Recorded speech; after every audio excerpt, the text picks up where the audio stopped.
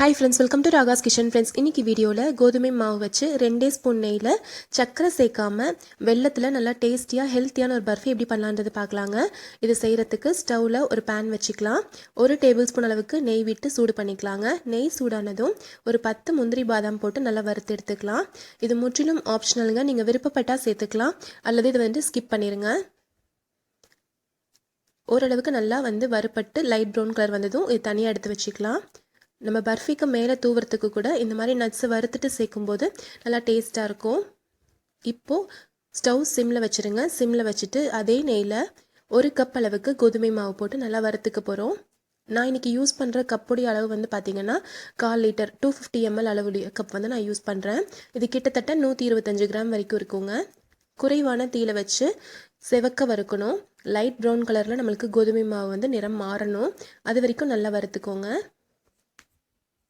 இப்போ பாருங்கள், கலர் நல்லா மாறி வந்திருக்கு. இந்த அளவுக்கு வர வரைக்கும் நல்லா வறுத்துக்கோங்க. இது கிட்டத்தட்ட ஒரு 3லேருந்து 4 நிமிஷம் கிட்ட ஆகும். இந்த அளவுக்கு வறுத்தா தான் நல்லா டேஸ்ட்டாக இருக்கும், நல்லா வாசனையாகவும் இருக்கும். இப்போ பாருங்கள், நல்லா வறுத்தாச்சு. இப்போ தனியாக எடுத்து வச்சிடலாம். இப்போ ஒரு மிக்ஸி ஜாரில் நம்ம வறுத்து வச்சுருக்க முந்திரி பாதாம் இருக்குது இல்லைங்களா, இதில் ஒரு பாதி அளவுக்கு எடுத்து கோர்ஸாக அரைச்சி எடுத்துக்கலாம். ரொம்ப நைஸாக பொடி பண்ணணும்னு தேவையில்லைங்க. கொஞ்சம் கொரன்னு பொடி பண்ணாலே போதும். இப்போ பாருங்கள், இந்த மாதிரி கொரன்னு அரைச்சி எடுத்துருக்கோம். இப்போ ஸ்டவ்வில் ஒரு வானலி வச்சுக்கலாங்க. இதில் 1/4 கப் விட கொஞ்சம் அதிகமாக நான் வெல்லம் எடுத்திருக்கேன். கிட்டத்தட்ட 175 கிராம் அளவுக்கு இருக்கும் இது. இப்போ இதில் ஒரு 1/2 கப் அளவுக்கு தண்ணி ஊற்றிக்கோங்க. ஊற்றி இந்த வெல்லத்தை நல்லா கரைச்சிக்கலாம். நம்ம கோதுமை மாவு 1 கப் அளவுக்கு எடுத்திருக்கோம். இது கூட தேங்காய் சேர்க்க போகிறோம். அதனால கிட்டத்தட்ட ஒரு 1/2 கப்புக்கு கொஞ்சம் குறைவான அளவுக்காவது வெல்லம் இருந்தால் தான் நல்லா டேஸ்ட்டாக இருக்கும். இப்போ வெல்லம் நல்லா கரைஞ்சதும் இதை வடிகட்டி எடுத்து வச்சுக்கலாம். இப்போ பாருங்கள், வெல்லம் நல்லா கரைஞ்சிருச்சு. இது நல்லா கரைஞ்சதும் இப்போ நான் வடிகட்டி எடுத்துக்கிறேன். இப்போ வடிகட்டிட்டு அதே வானலியில் ஊற்றிக்கலாம். இப்போ வெல்லம் நம்மளுக்கு ஒரு கம்பி பதம் அளவுக்கு வரணுங்க. அதாவது இது நல்லா கொதிச்சு நீங்கள் கை வச்சு தொட்டு பார்த்தீங்க அப்படின்னா ஒரு நூல் மாதிரி வரணும். அதாவது பிசுபிசுப்பு தன்மைக்கு அடுத்த ஸ்டேஜ் இது. இப்போ பாருங்கள், நல்லா கொதிக்க ஆரம்பிச்சிருச்சு. இப்போ கை வச்சு பாருங்கள், இந்த மாதிரி ஒரு நூல் மாதிரி வரணும். இந்த ஸ்டேஜ் வந்ததும் ஸ்டவ் சிம்மில் வச்சுருங்க. சிம்மில் வச்சுட்டு இப்போ இதில் 1 கப் அளவுக்கு துருவின தேங்காய் சேர்த்துடலாம். ஃப்ரெஷ்ஷான தேங்காய் தாங்க. எவ்வளோ கோதுமை மாவு எடுக்கிறீங்களோ அதே அளவுக்கு தேங்காய் துருவல் எடுத்துக்கோங்க. இது கூடவே ஒரு 1/2 டீஸ்பூன் அளவுக்கு ஏலக்காய் தூள் சேர்த்துக்கோங்க. சேர்த்துட்டு இது பாருங்கள், தேங்காயும் வெல்லமும் சேர்ந்து ஒரு 3லேருந்து 4 நிமிஷம் நல்லா கொதிச்சு நல்லா திக்காக வரணும். நல்லா திக்காக வந்ததுக்கப்புறமா நம்ம வறுத்து வச்சுருக்க கோதுமை மாவு இதில் சேர்த்துக்கலாம். தேங்காய் வெள்ளை தண்ணியில் நல்லா கொதித்து கொஞ்சம் திக்கானதுக்கப்புறம் தான் நம்ம கோதுமை மாவை சேர்க்கணுங்க. கோதுமை மாவை சேர்த்துட்டு நல்லா கலந்து விட்டுக்கோங்க. இப்போ எல்லாமே ஒன்றா நல்லா மிக்ஸ் ஆகி வரட்டும்.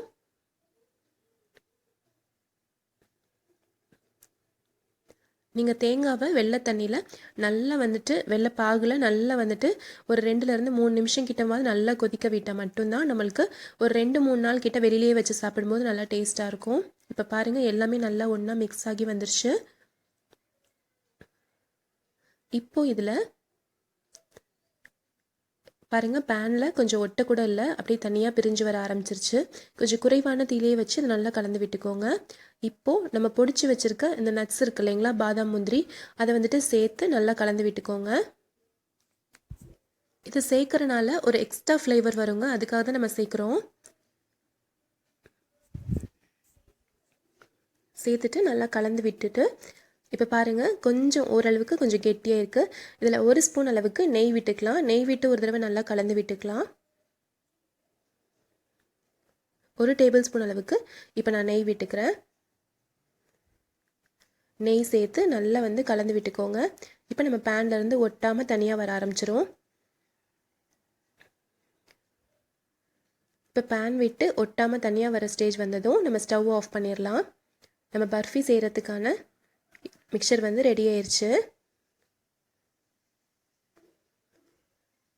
நீங்கள் கையில் எடுத்து பார்த்தீங்க அப்படின்னா நல்லா உருட்ட வருங்க. அந்த அளவுக்கு நம்மளுக்கு வந்துட்டு ரெடி ஆயிடுச்சு இப்போது.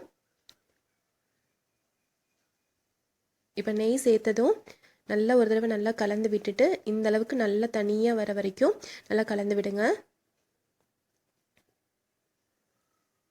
அவ்வளோதாங்க. இப்போ வந்துட்டு நம்ம ஸ்டவ் ஆஃப் பண்ணிடலாம். ஸ்டவ் ஆஃப் பண்ணிவிட்டு ஒரு பிளேட்டில் கொஞ்சமாக நெய் தடவி ஃபுல்லாக க்ரீஸ் பண்ணிக்கோங்க. ஒட்டாமல் நமக்கு பர்ஃபி எடுக்கிறதுக்காக தான் செய்கிறோம். உங்ககிட்ட பட்டர் பேப்பர் இருக்குது அப்படின்னா நீங்கள் அதை வச்சுக்கலாம். இப்போ இதுக்கு மேலே நம்ம ரெடி பண்ணி வச்சுருக்கோம் இல்லைங்களா, அதை வந்து போட்டுக்கலாம். ரொம்ப சுலபமாக செஞ்சிடலாங்க. நல்லா ஹெல்த்தியும் கூட. இதில் நம்ம சர்க்கரையும் சேர்க்கல, நெய்யும் ரொம்ப அதிகம்லாம் சேர்க்கலை. 2 டேபிள் ஸ்பூன் அளவுக்கு தான் சேர்த்துருக்கோம். ரொம்ப ஹெல்த்தியாக ரொம்ப ஈஸியாக செஞ்சிடலாம். ரொம்ப லேட்டும் ஆகாது செய்கிறதுக்கு.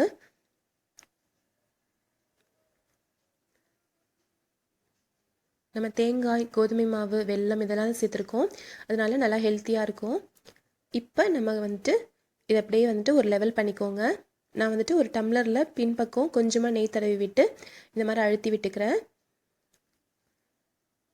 இப்போ நம்ம நல்லா லெவல் பண்ணி விட்டாச்சு. இது கொஞ்சம் சூடு ஆறணுங்க. இது சூடு ஆறினதுக்கு அப்புறமா நம்ம கட் பண்ணால் நம்மளுடைய ஹெல்த்தியான பர்ஃபி ரெடி ஆயிரும். இப்போ இதுக்கு மேலேயே நம்ம கொஞ்சம் நட்ஸ் வந்துட்டு கிரைண்ட் பண்ணோம், கோர்ஸாக வந்துட்டு அரைச்சோம். பாக்கி இருக்க நட்ஸை வந்துட்டு இது மாதிரி துருவி சேர்த்துருங்க. மேலே சேர்த்து விட்டு லைட்டாக அந்த டம்ளர் வச்சு இந்த மாதிரி அழுத்தி விட்டுக்கிறேன். நீங்கள் வந்துட்டு வெல்லத்துடைய அளவு சரியாக சேர்க்கணும். அதே மாதிரி வெல்லத்துடைய பாகு ஒரு ஸ்ட்ரிங் கன்சிஸ்டன்சி, அதாவது ஒரு நூல் மாதிரி வர வரைக்கும் நீங்கள் வந்துட்டு வெயிட் பண்ணணும்.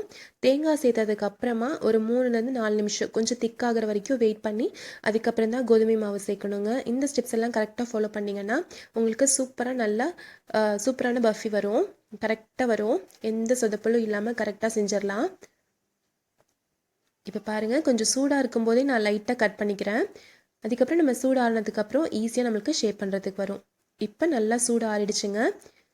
நீங்கள் டக்குன்னு சூடு ஆறணும்னு நினச்சிங்கன்னா நீங்கள் ஃப்ரிட்ஜில் கூட ஒரு 10லேருந்து 15 நிமிஷம் வச்சிங்கன்னா நல்லா சூடு ஆறிடும். சூடு ஆறினதுக்கப்புறமா நம்ம பீஸ் போட்டு எடுத்துடலாம். சூப்பரான டேஸ்டியான கோதுமை மாவு பர்ஃபி, வீட் பர்ஃபி ரெடி ஆயிடுச்சுங்க. கண்டிப்பாக நீங்கள் ட்ரை பண்ணி பாருங்கள். இந்த தேங்காயோடைய வாசனையோட கோதுமை மாவோட டேஸ்ட்டோட ரொம்ப ரொம்ப சூப்பராக இருக்கும். எல்லாருக்கும் ரொம்ப ரொம்ப பிடிச்சிருக்கும். வெளியிலேயே வைக்கிறதா இருந்தால் ஒரு 2 நாள் வரைக்கும் வச்சுக்கலாங்க. நீங்கள் ஃப்ரிட்ஜில் வச்சு ஸ்டோர் பண்ணிங்கன்னா 10 நாள் வரைக்குமே நல்லாயிருக்கும். கண்டிப்பாக ட்ரை பண்ணி பார்த்து எப்படி வந்துச்சுன்னு சொல்லுங்கள் ஃப்ரெண்ட்ஸ். இந்த பர்ஃபி உங்களுக்கு பிடிச்சிருந்துச்சுன்னா நம்ம சேனல் ராகாஸ் கிச்சனில் ஒரு லைக் கொடுங்க. ஃப்ரெண்ட்ஸ் கூட ஷேர் பண்ணுங்கள், சப்ஸ்கிரைப் பண்ணுங்கள். தேங்க்யூ.